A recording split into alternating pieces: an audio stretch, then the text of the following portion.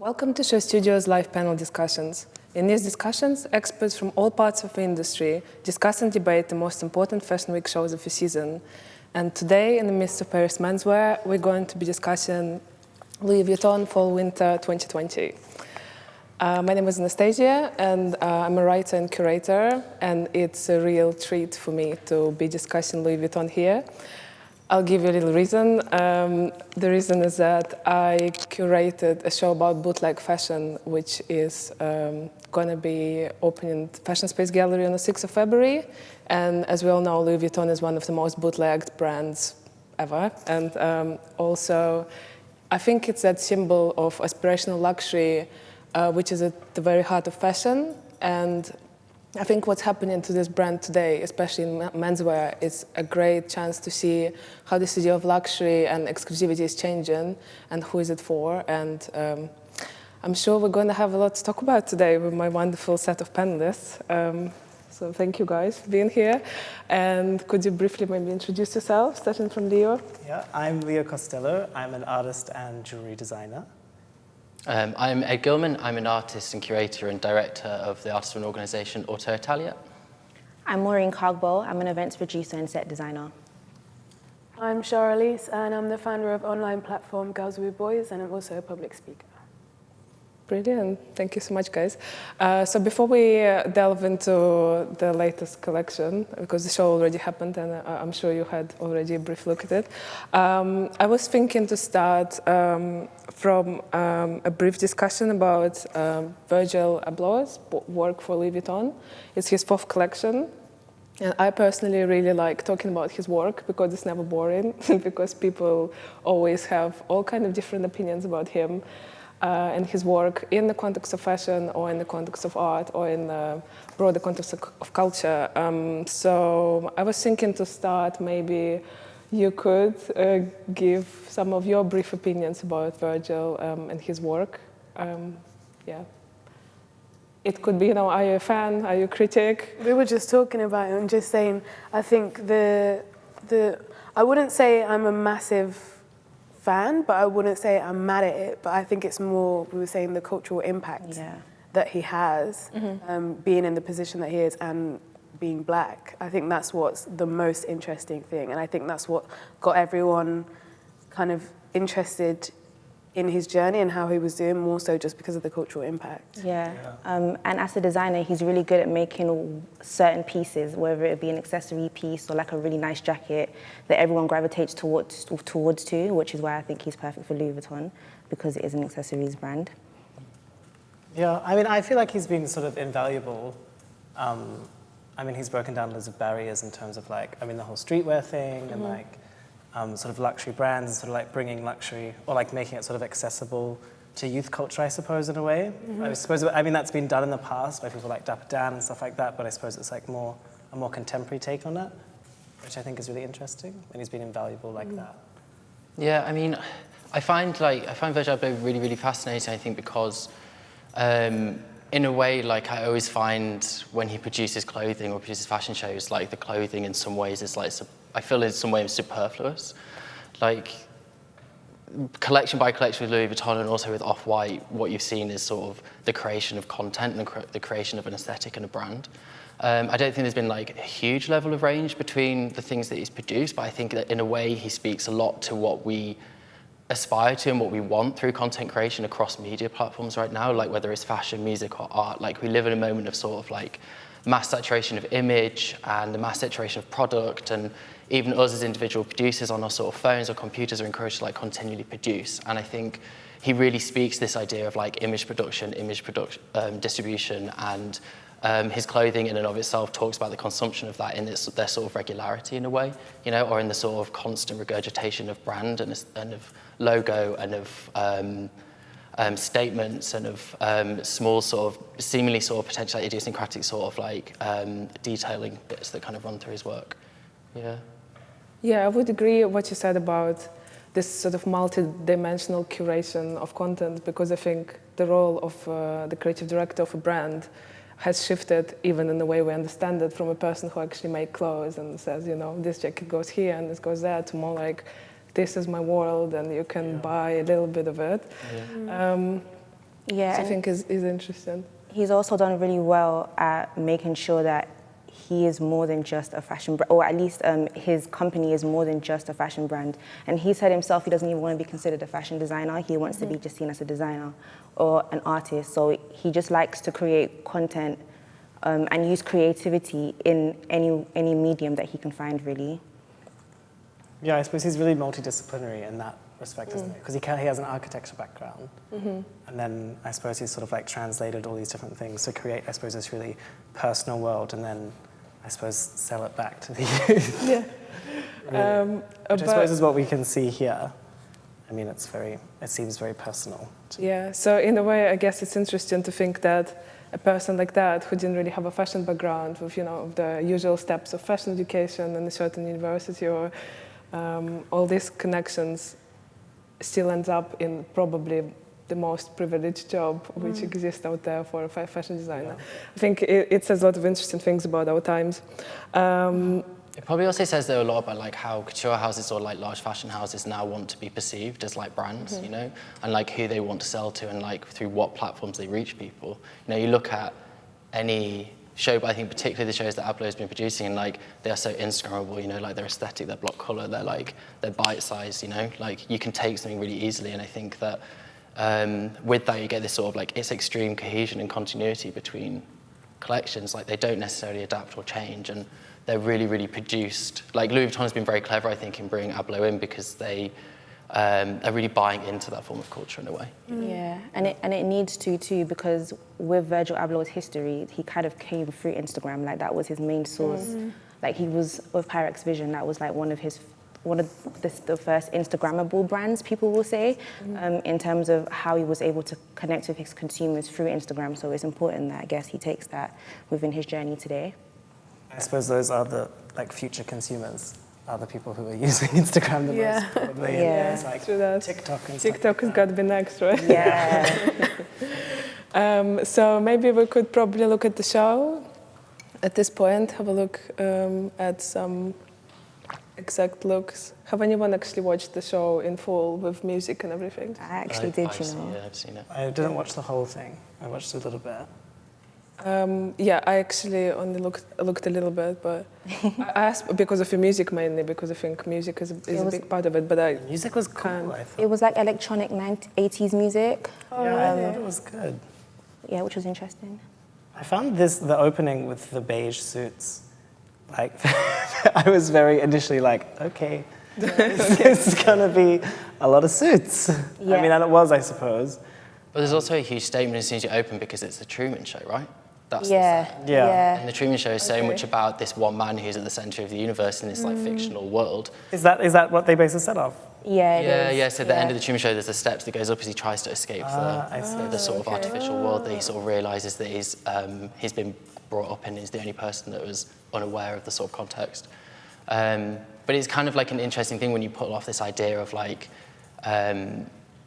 how important and not important the clothing is. Like it's really about individual subjectivity, which is all about what individual expression on the internet is about. It's what Instagram is about. It's like I can create in my own individual world that everything revolves around. And he's really reproducing this time and time again through collections, and no more so with this, with like such a direct reference to the Truman Show. These like massive, oversized pieces of set. Yeah, I mean, he went like all the way in. If I reproduce my own world, I'm going to do it to the max. Because the set is pretty impressive. I think it's important though that people do.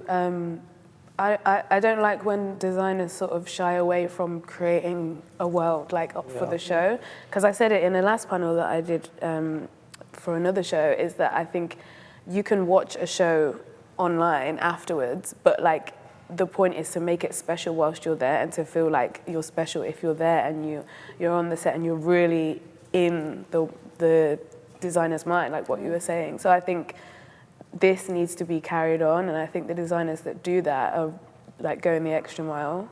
Yeah, to me the main point of a show anyway is just to create an experience with people, and it's meant to bring the actual collection to life. And I think he did really well with this show, because there's just so many different thoughts and things you can take away from it. I don't know, for me, the tree trunk in the middle, I thought of Jack and the Beanstalk. I don't know why, but I know that, yeah, the Truman Show was like a main reference point for the show, and it all like links to escapism and just the idea of getting away from what you already know and trying to create something new. And then obviously with the scenery being in the sky and clouds, this type of like unconscious idea that you, I don't know, living in, like dreaming a reality or something like that. And then also this is the first LV show that he's done since he talked about streetwear basically coming to an end one day. So I was actually really excited for the show because of that. It's very divorced from the streetwear. Yeah, it is, yeah. The collection definitely shows a new direction that he's trying to take fashion in. It's also nice though, because the set itself are, I mean, they're creative tools, right? There's scissors, it's thread, it's paintbrushes. It's like you can be your own artist, like you can be your own creative producer, you know. Is the tree supposed to reference like going back to like boyhood and like a sense of play and stuff like that? Is that the whole idea? It's not really boyhood, the show, though. It looks, it's a lot of formal wear. I feel But because that's, the last collection he talk loads about like sort of childhood and like sort of this like going back and like feeling like a young child and play and things like that. But then like he seems like he's got this reference of the tree and all that stuff, and then the clothing is sort of quite in contrast to me, at least. I mean, besides the accessories, I think the accessories are so fun. I mean, you as a accessories designer yourself. Yeah, I mean, I really like the cloche hat sort of things and like the bags and everything. I think were really good. I mean, I'm not massively keen on the suiting and the tailoring stuff, but that's just me personally. Are you not keen because it's a thing you're not really into, or you're not keen on this particular I mean, example? I'm into suiting. I think like in contemporary fashion now, like, I don't know, there's a lot of suits in the world already. And there's a lot of really good suits in the world already. Yeah. I mean, but I don't think in terms of like Ablo, it's really about, I suppose like we were talking about before, it's really about the clothing. It's more sort of about him and sort of what he's doing is really where the importance is. Or just the idea of a suit. I mean, they're like very simply cut. Yeah. Very slim cut suits, aren't they? Like, it's not specifically about redefining like the shape or silhouette of like a man in a suit, you know? Yeah. I guess the suits almost become props in the same way that like the scissors and the Jack and the Beanstalk sort of tree become a prop for thinking about like, you know, representations of, I mean, I do think there's a sort of a very specifically sort of male, there's a play with a sort of sense of what it is to like dress as a man within this, you know? Or just like the referencing of the idea of men's clothing. Yeah, the collection itself didn't like wow me, but what I liked actually the last pieces where they had like the sky cloud prints on them. The last pieces were really cool to me. But I think with anything that Virgil makes, and I feel like I was talking about this to you before we came here, is it's more about the impact that it has on culture and like the people that follow him. Because obviously he's a trendsetter and he's an influencer, and like he's basically pioneered like a lot of what we see as luxury fashion today. And I think that the collection itself is a bit, but I'm more interested to see how it's gonna translate in how the everyday person dresses, or what is actually cool to be, what is like a cool thing to dress, or how people dress basically. Yeah, especially because it's so far from the streetwear stuff. Yeah. Like that whole like hype beast. Yeah, I feel like the nature of doing pioneering work or work which changes the perspective in a way is the fact that then when other people pick up on it, you have to move on yourself and you have to start doing something different, which people didn't really expect of you, which I think is partly happening here. So I guess maybe it was a conscious decision, you know, not to do to go as far away from streetwear as possible. Do you think it's like an introduction to tailoring for the streetwear kids? Because obviously those were the people that were following his stuff before. So then for him to come out with this collection, knowing that those kind of people were waiting to see what it was, because obviously it's not really extreme tailoring. It's like you say, it's not something really, really, really new. So do you think he's doing it as like an introduction to tailoring? I feel like a few specifically streetwear or like more kind of streetwear affiliated brands like, say, Gosha Rubchinsky did shooting a few seasons ago, which was really like slouchy and sort of it would hang on you, I think, same way as probably, well, not the same way, but similar way as like a sweatshirt would. Or let's say like Martine Rose. To me, this is more goes probably to the same consumer as the streetwear. But this, I don't know, to me this, I don't know what you think. To me it feels like quite refined as a... Yeah. It seems really corporate, no? I was just like throwing it out there. But yeah. It's also interesting because like taking Martine Rose as a reference point, her work has been massively taken up by like music culture, and you know, like you see a lot of musicians, like rappers, and like it's very widely collected. And you even just like see on the streets in London, like a lot of young people wearing Martine Rose or Martine Rose, like bootleg Martine Rose. You know, maybe not all of the tailoring stuff, but definitely like the Martine Rose print T-shirts and stuff. I don't know if I can see this like having that relationship in a way. I don't know. It's so straight and square, and that Straight and square in terms of shape and in cultural terms. Maybe, I mean, kind of straight in cultural terms, but also square in terms of sort of approach. You know, it's like, it's a slim fit suit. Like, these are just widely accessible on the high street at the moment anyway. Like, I could go in and buy that suit, especially that sort of beige and that blue one, like... That's why I'm trying to figure out why he's done it. When you take it out of the context of the show as well, because we're all talking about it as this moment, but when you take it out of the context of the show, where does it, what happens to it then? That's why I was trying to find a relation, because otherwise it's like, why? Yeah. Well, this is, I think, the whole point with him. It's like, you Yeah. know, it's like, I think the clothes aren't almost important. It's like they're placeholders or tools for something else. You know, and him as like this sort of polymath cultural producer person is really what it's about, and him being able to produce on this scale and then also produce on another scale and do shows that say like MCA Chicago like he did last year, then also do a Louis Vuitton menswear show at Paris Fashion Week is like kind of the point in a way. And almost like the more complex or developed the clothing becomes, it becomes less about like the artist or the cultural producer as a figure or something. But I mean, that's kind of like what we were saying before. It's sort of like a postmodern approach to producing things, isn't it? Because it becomes less about what you're actually making and more about conceptually what it means. Like what the whole thing means, like what the whole house means and what he's doing. Yeah. He's like sort of selling a concept. But there's loads of brands that are doing that on like much, like you look at Vetements like you're talking about, or like Balenciaga does it as well. I mean, like on sort of in a much more direct way. I think this for me like falls somewhere, I mean, I find it just a little bit confusing, I think. Because like if I see these clothes outside of this environment, like outside of this show, I wouldn't even clock it.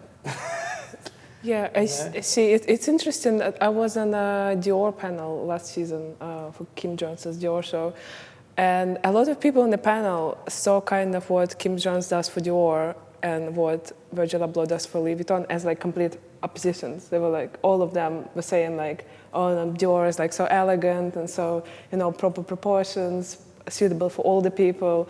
Well, kind of what Virgil does is crazy. And even then, I was like, I'm not sure it's kind of like two sides of the same coin, but then now I think it's probably even the same side of the same coin. Because, like, to me, it looks pretty, I wouldn't say it looks similar, it looks different, obviously, but I feel like in terms of the definition of luxury we're seeing is pretty much similar. I think it's a really interesting point, yeah. I think also, like, when you compare the two, there's like, they both explore fashion for fashion's sake, but I think Kim Jones is really interesting because it's done on this like really sumptuous level, and it's this like total joy and love of like fabric and pattern and like spectacle. Like that last show for Louis Vuitton was like utter spectacle, you know? Like even just the soundtrack produced by Honey Dijon is like so like sumptuous and like exciting and glamorous and brilliant, but I think Abloh kind of comes to this other place, it's like fashion for fashion's sake, where almost it's like the garment then isn't important, it's like non-sumptuous, it's so functional, you know? But then is it kind of like, because sometimes I feel like some people might see it as sort of taking the piss out of his position, as in like, rather than kind of like taking it away from what like Fashion Week should be and what like having this position in a house should be, and just making it conceptual rather than about the clothes, when it obviously started about the clothes. Do you know what I mean? I just feel like some people would be like, this is not Fashion Week, you're not supposed to, because like we were saying, if you take the clothes out of the show and the whole concept, then it's like, what have you really created? So I feel like this could make people mad and think that it's just like, I don't know, I've seen a lot of stuff where people are like, he doesn't really know what he's doing, he's just like a streetwear kid and he's coming and kind of taking the piss out of his position in like the fashion industry. I don't know anyone else feels the same, but I've seen that quite a bit. But I think it's quite beautifully made clothes, though, if you think Yeah. about it. It's like beautiful, It has very... an interior of like a Yeah. 100 years old behind. Yeah, it's like super intricate, yeah, detailed. Like for instance, these pieces which are sort of constructed from different fragments, which are joined together by I can't 100% say what it is. But I mean, it's a beautiful piece. It's just show kind of lacks the show pieces as like the ones you would be like, oh wow, this was extreme. Like I think in the last one, there were those like puffer jackets with embossed branding, which were quite cool. Yeah. So, I mean, I kind of get that if this is what everybody expects, maybe it's wise to do something which is this. But But his importance, like as a designer, is he like broke down loads of barriers. You know, like sort of like brought luxury, like showed luxury, contemporary luxury to young people, and like brought it to street culture, I suppose, and like made it sort of, I suppose, not necessarily accessible by like price point, but made it sort of like culturally a part of, like sort of married the two cultures together. And then I mean, I suppose what we're seeing here is that's not really the conversation that I can see is happening. It's sort of, there's a different conversation happening now. But that kind of does make me wonder, like, where does that leave all those consumers and people that were really, like, that looked to Abloh for very street true, culture actually. reference or a streetwear reference. But it goes back to what he said in the interview, like, it's time to move on, basically. Like, we have to progress, and I guess this is his version of progression. So what do you think with the whole, I guess, streetwear culture and the hype-beast culture, as we could refer to it, and that whole kind of area of fashion and how it influenced menswear? Do you think this is like completely over now? Or if this is, we're looking at Virgil Abloh's version of what's next, what do you think is next? Or what would you like to see as the next big thing, you know? I mean, I think it's like quite context specific, isn't it? Like, I think streetwear has always been massive in London, and I think it will continue to be, but I mean, he's now working in Paris, where I guess that's a sort of different city-specific context. And I think that's then also really interesting compared to, say, Burberry, where you have Riccardo Tisci come into London, then turn this like London brand into this sort of streetwear brand, you know? That's an interesting point. And it makes sense that sort of Burberry sort of takes that turn, being this sort of like very London brand. I don't know. I guess it's hard to say, because I guess it depends like where they see the people who are going to buy this clothing, or like how influenced it is by like French, like, you know, French dress cultures. Yeah, I don't think by any means this means that streetwear is like dead or anything, because I feel like streetwear was alive and breathing way before it became luxury, and way before like people saw it as what it is today, and it will continue to be alive within the communities and like the people that it originates from. But I just think maybe within like a luxury on the runway perspective, who knows where it's going to be. It might move on. But it's also, I think it's interesting when you look at like the histories of streetwear as well, say in the UK, like you have these histories of like Lacoste and these really specific brands. I heard this amazing story about like Lacoste became a really specific streetwear brand because there was a football match somewhere in France and people rioted and looted all the Lacoste stores, and then they brought it back to the UK and it became like cool streetwear, and that's where that sort of trend began. And I think streetwear has always had like a really specific relationship to class, right? And perhaps something like Instagram transforms that, because like anyone has Instagram and can be tapped into a world of like global luxury, you know, regardless of whether you live in a tiny small town in the north of England or you live in Tokyo. Like, you're all connected through this like system of image production, and it creates this other form of thinking about community and image and representation. And perhaps this is what he's doing that's really interesting in saying that like streetwear is over, because perhaps the ability to create and share images on that level perhaps might change the ways in which people represent and understand and class is defined on a sort of more like global perspective. Well, I suppose it's where people are finding images as well, and like finding fashion now. I mean, like, people aren't necessarily on the street like looking at what other people are wearing all the time, or like, you know, that's not how people are experiencing fashion a lot of the time now. I mean, I guess the it's, screen. Yeah, I guess it's not subcultural anymore, or at least subcultural, you know, on a different level. It's more kind of goes in waves and waves of imitation, certain stuff you've seen somewhere. Yeah. A lot of which obviously trickles down from big shows like this. I think it was a shame that streetwear became really, it went in like a luxury way just because of like the culture. I feel like it then made it inaccessible to the people that started with it. And then it was kind of like, it felt like it had been claimed by other people as like the luxury that is the coolest. Sorry, the streetwear that is the coolest is the luxury. So then if you don't have that, then it's like, oh, but you don't, like the whole hypebeast culture. I don't know, I think it takes away from where it began and who started it. So I think that was a bit of a shame. I really agree with that. I think it's like that type of, all that hypebeast culture and stuff really is like about, like, feels like it's about fashion perpetuating like wealth or status. Yeah. Which really is like not what I think is the intention for streetwear. And I think like when it moved in that direction, it did lose like a big, I don't know, like I suppose it kind of lost its assets because it was no longer accessible or no longer something that people can have a conversation about because you just... Yeah, it's kind of, I guess you get something which is authentic and then all the authenticity is drained from it when it becomes mainstream. So does that mean that Virgil moving away from streetwear is a good thing then? Yeah. Actually. I mean, I think it's just everything is such a fluid process now. Like you can't even say like what's coming next. But I looked a little bit through different shows for menswear shows for this season, and it's a lot of formal wear of all kinds and shapes.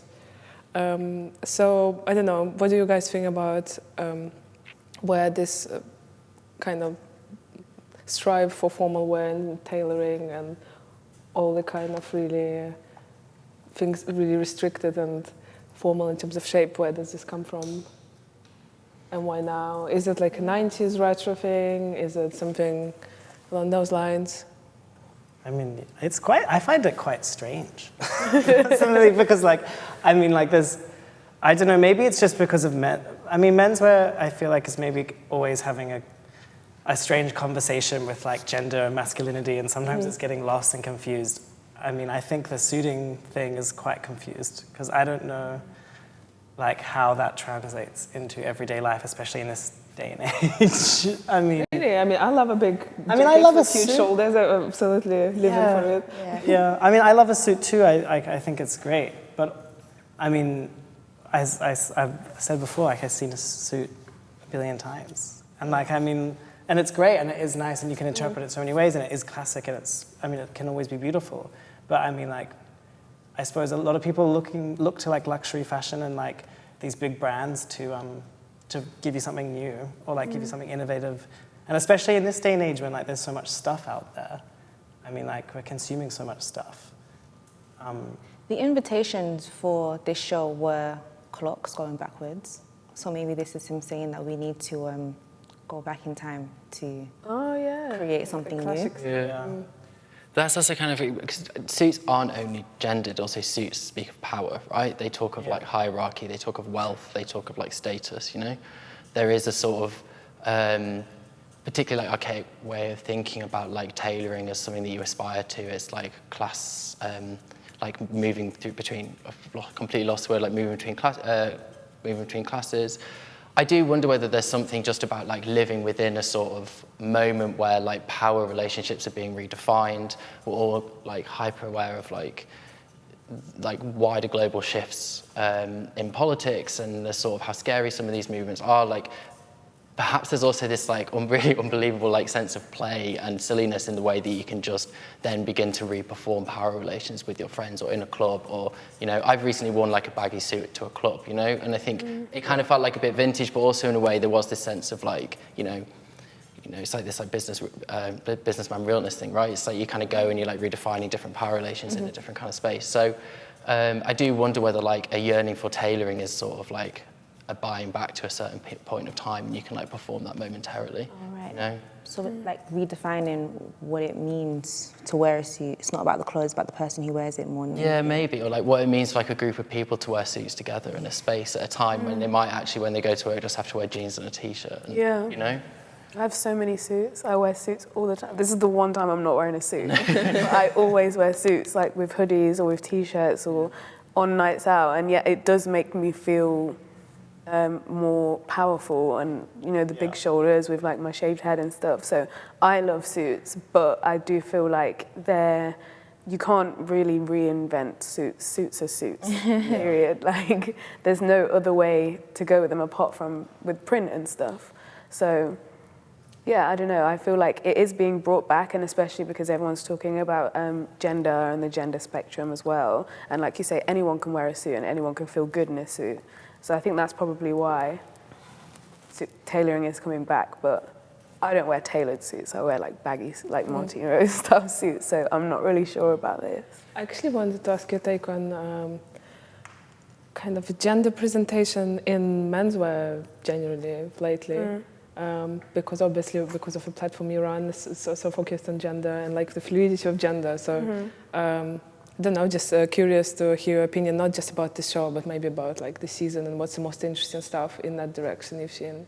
Menswear in general, I don't know, because I always have this like debate in my head about whether clothes should be genderless, like anyway. And I just feel like I've always wore what I wanted to wear regardless of what it was. And I feel like obviously it's different for men because of, you know, like if they want to wear a crop top, they're going to hear more shit about than if I want to wear a suit. Like I get it. But I also just think that clothing in general is just wear what you want to wear. I don't really think there needs to, the more we have a discussion about it, I think the more it like makes a massive, massive point about like this being menswear or that being menswear or men can wear this. I think if people just do, then it just happens naturally anyway. But I don't know, I don't really feel like, nothing is really wild anymore. If I saw, like, I mean, when the whole men in crop tops thing came out, it wasn't like I don't know, I just feel like nothing is wild anymore, especially in menswear. I don't know, when you see like really sexualized menswear, sometimes that can be kind of exciting, though. Like the Ludovic Sensonin and stuff like that, like really sexy, like skimpy. I think because in my head, I think it's just because in my head, I just see people, and nothing is wild to me personally, but obviously that's because I've made sure that like, so probably, yeah, to be fair, like from another person's perspective, they would probably see things and be like, even this thing on my head, they would be like, so I think like, yeah, obviously, you made a point. I think we don't really hang out with people who actually wear suits to work, let's be clear. I just Mostly. think it's like, because men's fashion, like there's such an institution, and like, I don't know, there's so many people left out of that conversation, especially like there's like, you know, like we still just see like cis men that all look pretty similar walking down the way every season. Yeah. So I mean, like I think there is room to like shock or like room to do something a bit more progressive. And I totally understand what you mean by feeling like not excited or like not necessarily like whoa crazy like every men's fashion week. I think it kind of has that reputation sometimes. There's definitely room to grow though with what you say, like for example having more trans men on the catwalk and stuff like that. Or people of different body shapes and stuff like that. Yeah, I agree. Yeah, I feel like there's definitely a need for like more fluidity in terms of gender conversation. Yeah. Because there's so much talk about genderless shopping now, or like more basically the fact that you don't necessarily have to separate menswear and women's wear in terms of how we show it, how we shop, and how we consume it and how we think of it. Because I personally, the only designer clothes I ever owned was all menswear, just because of how women's wear quite often comes in quite rigid small sizes and for quite rigidly small body shapes. So whenever I tried to shop for women's wear in the designer segment, I would just get a sense of like gender failure out of it. So like I just buy a man's jacket because it's it just fits you. And I know I'm kind of not alone in this. So yeah, and then you have people like art school who do obviously their own thing, but it asks big questions about gender in culture in general. And actually a lot of shows mix men and women on the catwalk during the Men's Fashion Week too. So I don't know. I mean, I guess streetwear is a great example of that, right? Streetwear is generally speaking quite like Yeah. non-gen specific, you know, like track pants and sort of jackets and like it is quite merged in that way. I don't know, I think it'd just be interesting to see like how that is then taken up by high street. I think that's ultimately the question, right? Like, like how successfully they can turn that into like saleable product. Yeah. Well, I guess Louis Vuitton consumer, which has been there, you know, for Louis Vuitton, not for Virgil, will probably be quite into this. Yeah. Like the fur coats, I wonder if they're real or fake, but they're quite fab. Yeah, I wondered that as well. Yeah, there was a brown one that was really nice. Yeah, the brown one was Yeah, cool. the brown one was nice.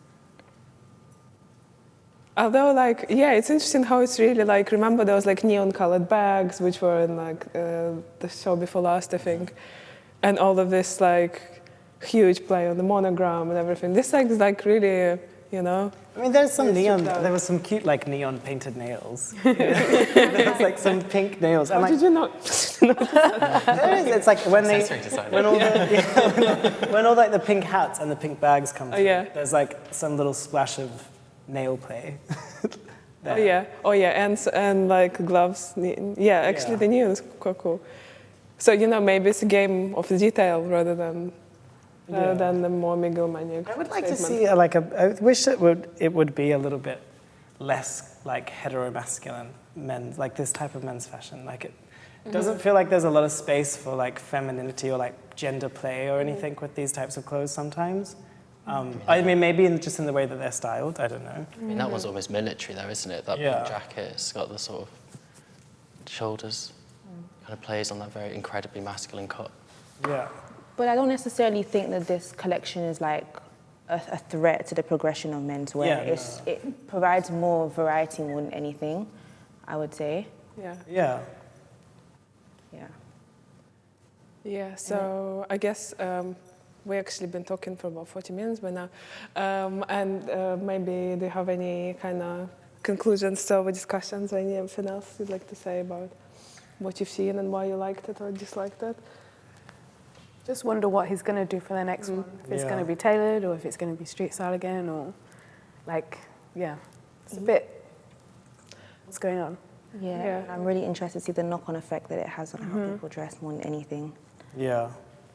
Yeah, I think I'd agree with you. I'm really interested to see how it will translate. Like how it sort of drips down, I suppose. Yeah.